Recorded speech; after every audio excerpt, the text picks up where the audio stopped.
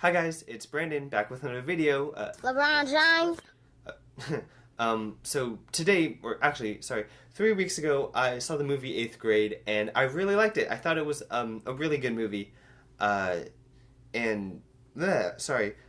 yeah, I've thought about it every single day since I saw it, and I wanted to take my mom to watch a movie with me so that we can talk about it, and it'll be really good and stuff. I like my mom. I love the movie 8th Grade, but I love my mom a lot more than the movie 8th Grade. Obviously, you know that. Yeah, okay. So I hope you enjoy the video. Gucci!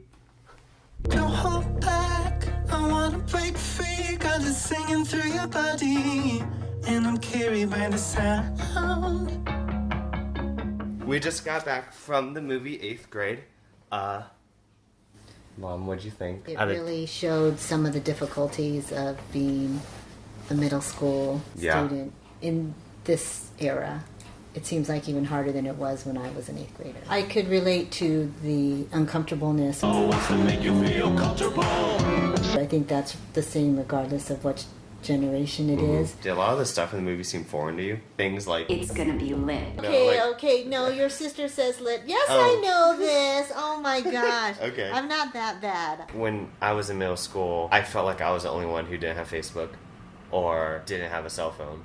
Like, in middle school, you had number, and, like, you would call her to find out where it was. Like, so...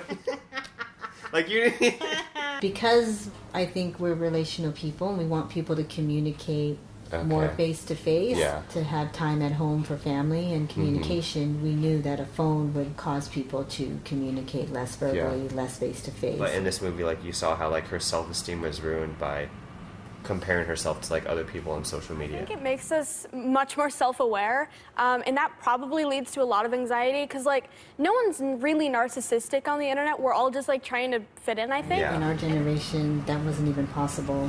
So your self-esteem is usually made up of those you're talking to directly and those you have interaction with. So to allow people you don't even know to affect your self-esteem, to allow just pictures on a screen, number of likes, that's a whole new concept. All the more finding your identity is harder. I don't think things are getting worse necessarily. I think they're getting just like more. They're just getting deeper and more intense. Parents are always told that the teenage years, if you can survive them, then just hold on and make it through.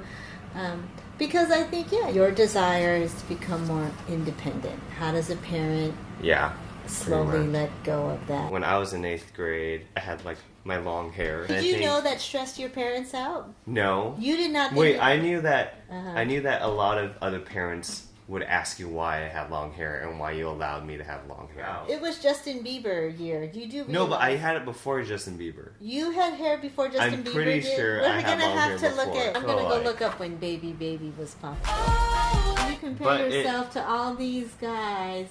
You totally stand out in that picture. And here's the problem, right? What do you think the moms of every single one of these boys thought of your hair?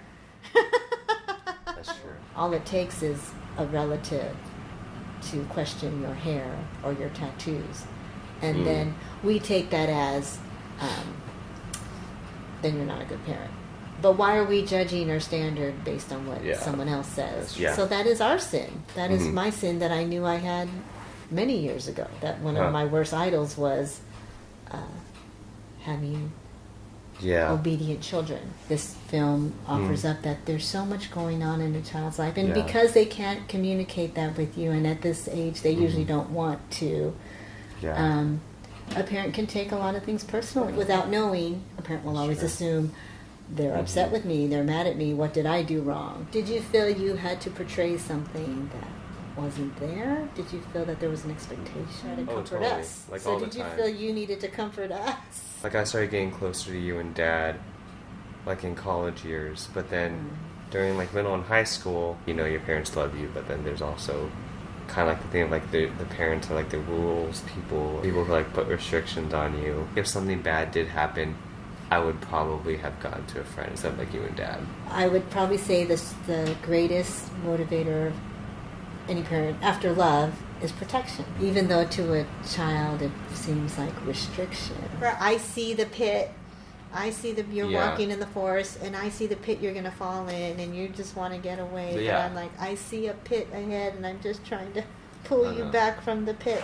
I think just the experience of being in 8th grade, the real one, makes me want to drop out of school. Yeah, right. That sucks. I'm of a whole nother generation. Yeah. I honestly, that was probably the biggest eye-opener. I can't imagine. Even though I say I can't imagine, is there just part of me that doesn't want to believe that happens? Yeah. I think maybe part of it's just as a parent, you just don't want to believe what's out there, but maybe that's wrong because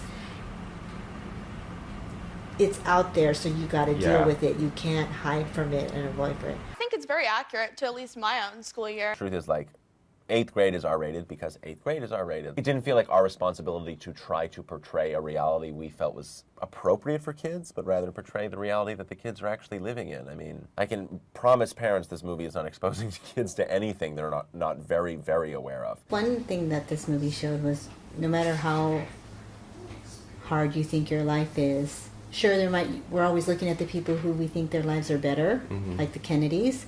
Yeah. But maybe even at your state, you can always be an encouragement. There's always someone that you can help. The minute you believe that, woe is me, the pity that I am the bottom of the pit, you'll never give.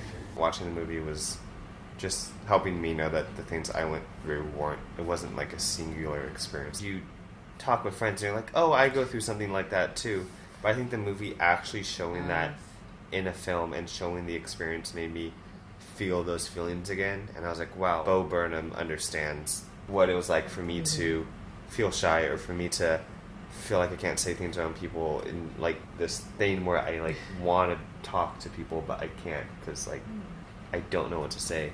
And I don't want to be judged. The story of being young is being inarticulate. The story of being anyone is being inarticulate. I hope it feels like 8th grade, which 8th grade is horrible and strange and weird, and my body is exploding, and help me, and woohoo, you know? So I think that's the power of like film. It will like help you treat people better, or see things from another viewpoint, or have your eyes opened. If this movie causes people to start talking, parents with their kids, and have good, honest communication, then it has done a greater purpose than the Avengers, even.